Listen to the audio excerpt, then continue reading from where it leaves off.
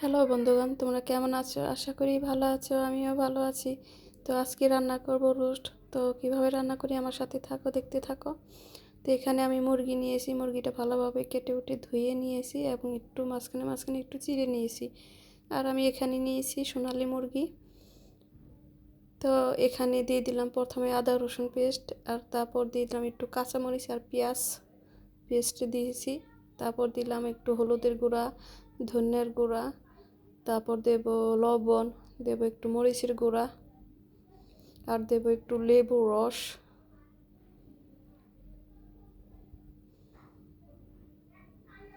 লেবুর রসটা দিয়েছিলাম একটু নরম হওয়ার জন্য মাংস। তারপর আমি সব রেডি করে নিয়েছি। এখানে পেঁয়াজ কুচি কুচি করে কেটে নিয়েছি, আর এখানে বাদাম বাটা আছে, সব কিছু রেডি করে নিয়েছি। এখন শুধু রান্না করব। তো এখন মুরগিটা ভেজে নেব আস্তে আস্তে করে। তো জালটা কমিয়ে দিতে হবে, না হলে পুড়ে উঠবে।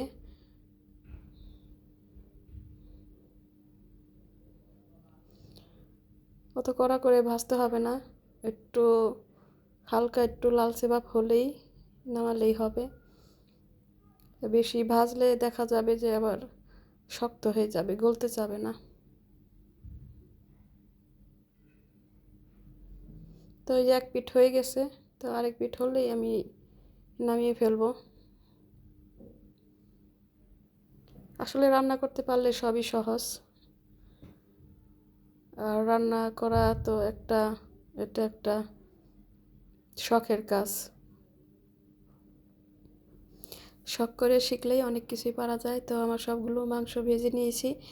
এখন এই রোস্টের ভাজা তেলের মধ্যেই আমি এখন জিরা তেজপাতা দিয়েছি। তারপর দিয়ে দিব পেঁয়াজ। তো এখানে আমি কুচি করে নিয়েছি পেঁয়াজ, এটাও দিব, আর একটু বাটা আছে ওটাও দেব। আমার কাছে শুধু বাটাটা দিয়ে রান্না করলে ভালো লাগে না, ওইটা কেমন যেন একদম হয়ে যায়, বেশি ঘন ঘন কেমন যেন হয়ে যায়। আর পেঁয়াজটা বেরেস্তা করে রাখলে ওটাও ভালো হয় দিলে পরে। যে যেভাবে রান্না করে, একজনের রান্না এক এক ধরনের আর কি। তো এখানে সব মশলা একে একে দিয়ে দিলাম আমি, আদা রসুন, তারপরে একটু পেঁয়াজ, আর এখানে ধনিয়া গুঁড়ো, মরিচের গুঁড়ো আর হলুদ দিয়েছি সামান্য অল্প দিয়েছি, আর লবণ। তো এখন এই মশলাটা ভালোভাবে কষাতে হবে।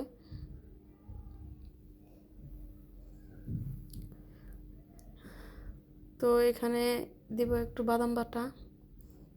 আমি বাদাম বাটা আগেরটা আসলে ওটাও দিয়েছি, আবার একটু দিতেছি। এটা আছে এই যে কাঠবাদাম আর কাজু বাদাম, যেটা ওই দুইটা। তো যারা তেলটা বেশি খাও তারা আরও তেল দিতে পারো। এখানে মশলা কষানো হচ্ছে দেখে তেলটা কম দেখা যাচ্ছে, আমি একবারে অতিরিক্ত তেল দেব না।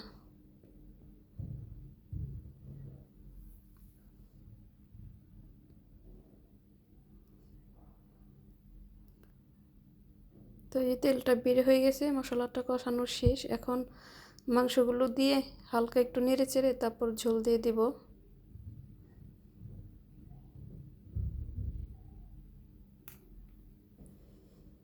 তো এখানে বাদাম পেস্ট করেছিলাম, ওইটার জলটা একটু ভালোভাবে ধুয়ে দিয়ে দিতাম আর কি।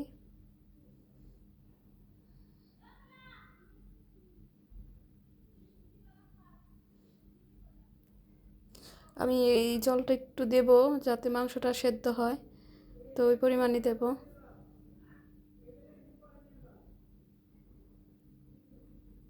এখানে এখন দিয়ে দিব সস। আমি প্যাকেটের সস দিয়েছি 5-6টার মতন আর কি। এখানে দিয়েছি, পরে আরও 2টা দিয়েছি, আর এই 1 কাপ দই।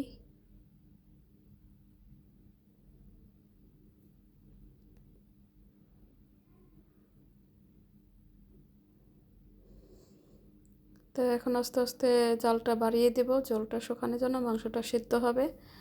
আর কাঁচামরিচ তো দেব আরও। তো এখানে আমি কাঁচামরিচ দিয়েছি, এখানে জিরার গুঁড়ো আর একটু গরম মশলা গুঁড়ো দিয়েছি, আর এমনি তো আস্ত গরম মশলা দিয়েছি আমি। তো এখন তেলটা বোঝা যাচ্ছে, আবার ঝোলটা শুকিয়ে গেলে তখন আবার তেলটা কম বোঝা যাবে। তো হয়ে গেছে প্রায়, এখন জলটা একটু শুকাই গেলে নামিয়ে ফেলবো। আর এদিকে রান্না করতেছি পোলাও। তো পোলাওটা অনেক ভালো হয়েছিল আর আমার রান্নাটা শেষ হয়ে গেছে, নামিয়ে ফেলেছি। তো কেমন হলো অবশ্যই তোমরা কমেন্টস করবে আর লাইক করবে একটা। তো তোমরা ভালো থেকো, সুস্থ থেকো।